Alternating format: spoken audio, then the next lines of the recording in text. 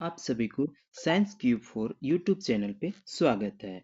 आज हम क्लास 9 का science work energy power chapter का पार्ट 2 लेकर आए हैं। पार्ट 1 में हम वर्क के बारे में चर्चा कर चुके हैं। आज इस पार्ट 2 में हम एनर्जी के बारे में जानेंगे कि एनर्जी का सोर्स क्या है, एनर्जी क्या है। तो चलते हैं एनर्जी पे।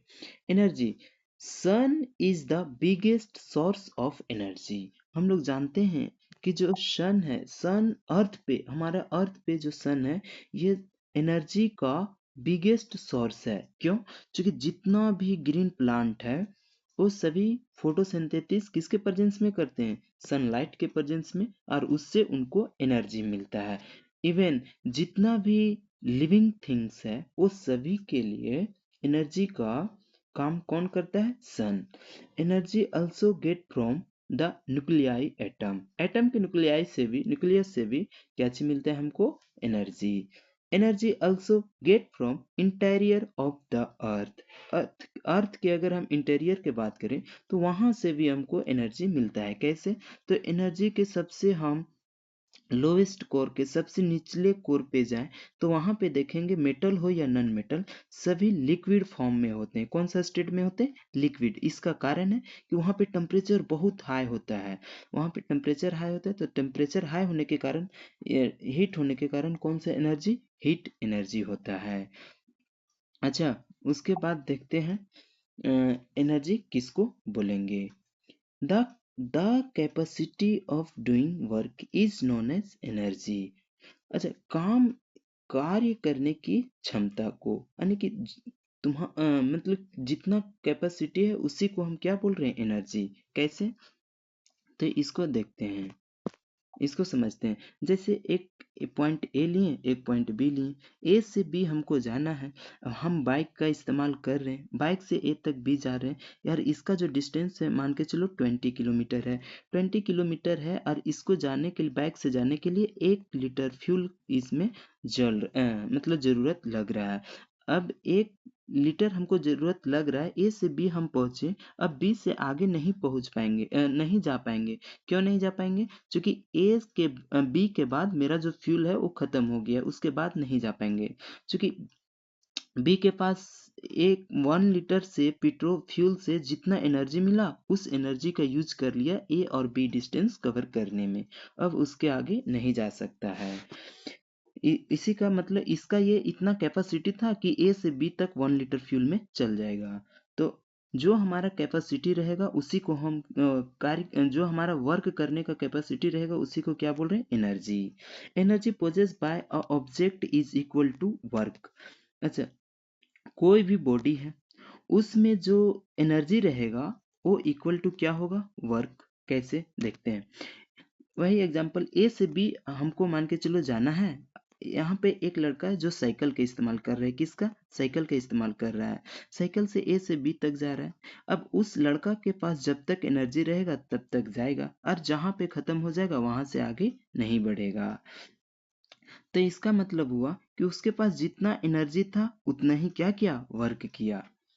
Working body loss energy. अच्छा, ए लड़का ए से बी तक जा रहा था तो उसका स्पीड ए से कुछ सम डिस्टेंस तक कुछ और स्पीड होगा, उससे और कुछ होगा। बी तक आते आते उसका जो स्पीड होगा वो पूरा कम हो जाएगा। इसका कारण है क्योंकि जो उसका एनर्जी था वो लूज लूज होते जा रहा था, लॉस होते जा रहा था।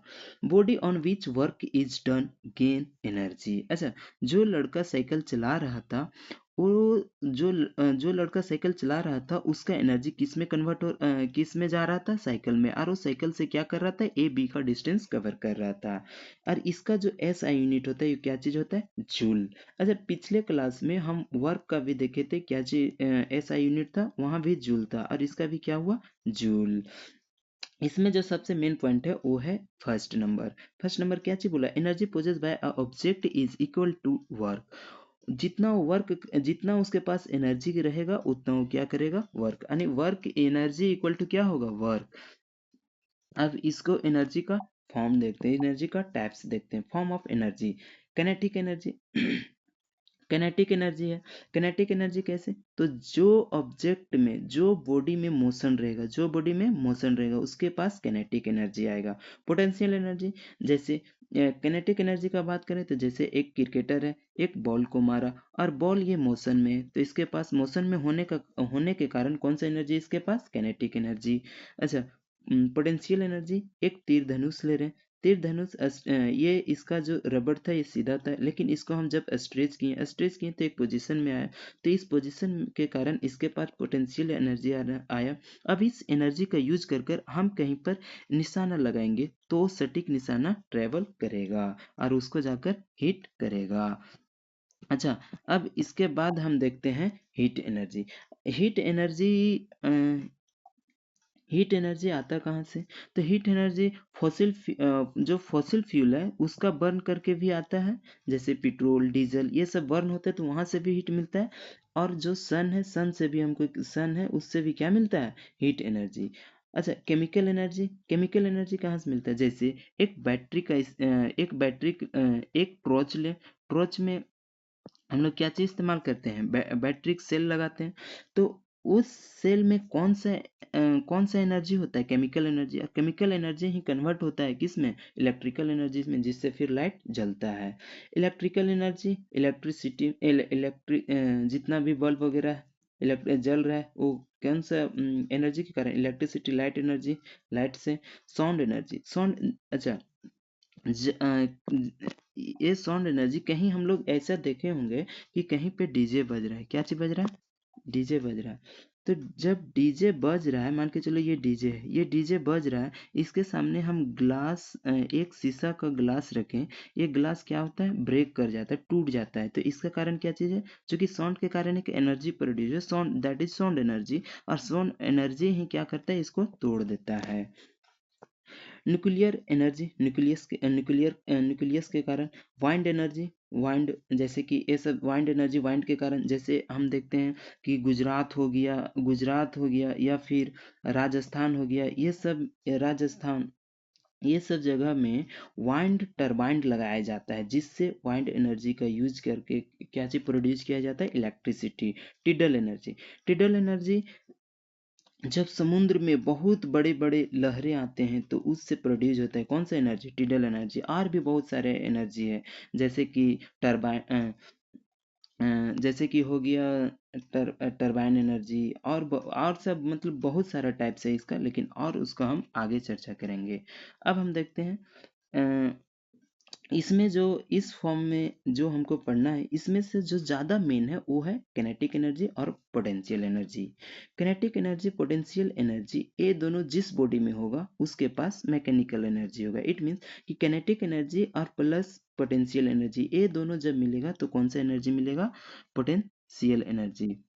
इसको एक बार देखते हैं, पोटेंशियल एनर्जी। जैसे एक डिफिनेशन एक बार देखते हैं, डिफिनेशन क्या चीज बोल रहा है? एक minute. Definition: the energy possessed by a body on account of its motion and position। अच्छा, पोजीशन के कारण कौन सा एनर्जी हो रहा था? Potential energy. और मोशन के कारण कौन सा एनर्जी? Kinetic energy. तो जिस बॉडी में किनेटिक एनर्जी और पोटेंशियल एनर्जी दोनों होगा उसके पास कौन सा एनर्जी होगा? Mechanical energy. इसको देखते हैं नेक्स्ट स्लाइड में। अच्छा, इसको शॉर्ट फॉर्म में पहले देख लेते हैं कि जैसे एक मैकेनिकल एनर्जी का हम शॉर्ट फॉर्म देख रहे हैं। मैकेनिकल एनर्जी कोई भी ऑब्जेक्ट में कब होगा? जब उसके पास और किनेटिक एनर्जी और पोटेंशियल एनर्जी दोनों होगा तब किनेटिक एनर्जी का फॉर्मूला होता है, किनेटिक एनर्जी 1/2 mv² और पोटेंशियल एनर्जी का फॉर्मूला होता है mgh। ये फॉर्मूला को हम अभी ड्राइव करेंगे, देखेंगे कैसे होता है। चलते चलते हैं नेक्स्ट स्लाइड पे। अच्छा, सबसे पहले देखते हैं किनेटिक एनर्जी। कौन सी energy? Kinetic energy. Kinetic energy क्या है? The energy possessed by a body on account of its motion is called kinetic energy। किसके कारण? तो इसके मोशन के कारण जो एनर्जी आएगा that is called kinetic energy. जैसे एक क्रिकेटर जब बॉल को मारता है तो उस बॉल मोशन में रहता है, मोशन में होने के कारण उसके पास कौन सा एनर्जी रहता है? kinetic energy. कौन सा एनर्जी रहता है? kinetic energy. किनेटिक एनर्जी रहता है। अच्छा, अब किनेटिक एनर्जी रहता है जैसे इसका कुछ एग्जांपल है, जैसे running water, moving stone, moving bullet, moving car, moving ball. मतलब जितना भी मूविंग ऑब्जेक्ट होगा, जितना भी मूविंग बॉडी होगा, उसमें कौन सा एनर्जी होगा? Kinetic energy. अच्छा, हम पीछे पढ़ चुके हैं कि जो एनर्जी होता है वो इक्वल टू क्या चीज होता है? Work done. जो एनर्जी होता है वो क्या किसके इक्वल होता है? वर्क डन के equal. Work done equal to energy. और वर्क का फॉर्मूला हम लोग जानते हैं। वर्क का फॉर्मूला क्या चीज देखे थे पिछले पार्ट 1 में? हम लोग वर्क का फॉर्मूला देख चुके हैं। F S. एफ एस होता है। और जब हम मोशन चैप्टर पढ़ेंगे तो उसमें देखेंगे कि Newton third law of motion, Newton third law of motion क्या होता है? नहीं, Newton second law of motion से क्या चीज होता है? V square equal to u square minus 2a s होता है। 2a s होता है, ये होता है। अब यहाँ से चूंकि हमको s का वर्क का फॉर्मूला लगाना है और s का वैल्यू निकालना है, तो s इक्वल टू हम लिख सकते हैं कि v square minus u square divided by 2a s। यहाँ से 2a s, सॉरी 2a, अब हम इसको पुट कर देंगे किस जगह पे? इसके पे। और F बराबर हम जानते हैं फोर्स इक्वल टू क्या होता है? Mass into acceleration. क्या चीज होता है? सॉरी, क्या होता है? Mass into acceleration. Mass into acceleration that is ma। और s का वैल्यू हम क्या चलिए? V square minus u square divided by 2a। a से a मेरा कट जाएगा। और चूंकि हम काइनेटिक एनर्जी का बात कर रहे हैं, मूविंग ऑब्जेक्ट का बात कर रहे हैं, तो कोई भी ऑब्जेक्ट अगर मोशन में है, कोई भी ऑब्जेक्ट मोशन में कब आएगा? जब उसका कोई भी ऑब्जेक्ट मान के चलो ए से बी जा रहा है, मोशन में आ रहा है, तो मतलब उसका जो शुरुआत में जो वेलोसिटी होगा, initial velocity that is u equal to 0 होगा। तो यहाँ पर u इक्वल टू 0 हम कर सकते हैं। ये से ये मेरा कट गया, तो यहाँ से जो मेरा वर्क इक्वल टू जो फॉर्मूला आया 1/2 mv²। अच्छा, अभी तो हम देख रहे हैं काइनेटिक एनर्जी, लेकिन फॉर्मूला आ गया वर्क का। तो अभी हम पीछे देख चुके थे कि जो वर्क होता है इक्वल टू क्या होता है? एनर्जी। तो यहाँ पर हम लिख सकते हैं कि जो काइनेटिक एनर्जी है इक्वल टू 1/2 mv², इसका फॉर्मूला होता है। ये मेरा काइनेटिक एनर्जी था। अब हम देखेंगे पोटेंशियल एनर्जी। पोटेंशियल एनर्जी किसके कारण? तो हम जान चुके हैं कि ड्यू टू पोजीशन के कारण। अच्छा, the energy of a body due to its position और change in shape is known as potential energy. कोई भी जैसे कि बॉल को हम लोग दीवार पे मारते हैं, तो देखते हैं कि उसका एक भाग है वो चपटा हो जाता है, होने के कारण कौन सा एनर्जी है? Potential energy. पोटेंशियल एनर्जी जैसे एक हम धनुष लिए, धनुष एक स्ट्रेट शेप में था, फिर उसको हम टार कर फिर हम उसको आगे जिस निशाने पे मार रहे हैं लग रहा है, किसके कारण? उसमें पोटेंशियल एनर्जी होने के कारण। अच्छा, जैसे कि एग्जांपल रहे वाटर कीप्ड इन डैम। वाटर को डैम में रखा जाता है, एक हाइट पे रखा जाता है, जैसे स्प्रिंग, बो, रबर बैंड etc। ये सब सारा इसमें कौन सा energy? Potential energy. Potential energy of an object at a height पे पोटेंशियल एनर्जी एक ऑब्जेक्ट का देखते हैं। अच्छा, एक मिनट। अच्छा, देखते हैं ग्रेटर मास ग्रेटर पोटेंशियल एनर्जी। कोई भी ऑब्जेक्ट है जो जिसका ग्रेट मास होगा, मास मतलब जो ज्यादा भारी होगा उसका पोटेंशियल एनर्जी भी ज्यादा होगा।